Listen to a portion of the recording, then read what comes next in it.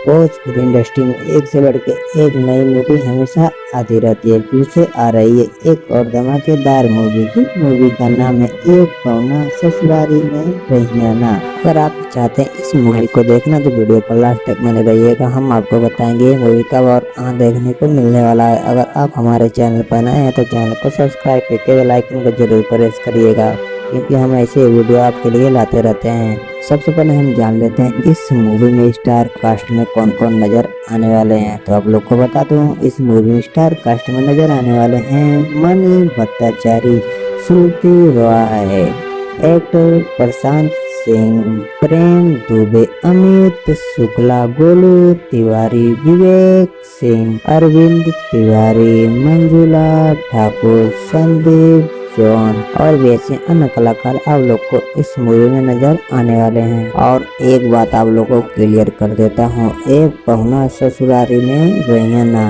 ये अभी इसका ट्रेलर आ रहा है, अभी इसकी फुल मूवी नहीं आ रही। आपको अगर ट्रेलर देखना है तो 11 जुलाई शुक्रवार सुबह 8 बजे आपको B4 भोजपुरी यूट्यूब चैनल पर देखने को मिलेगा। और ऐसी ही जानकारी के लिए हमारे चैनल को सब्सक्राइब करके बेल आइकन को जरूर प्रेस करें, क्योंकि जैसे हम कोई नई वीडियो लाएंगे आपको सबसे पहले देखने को मिलेगा।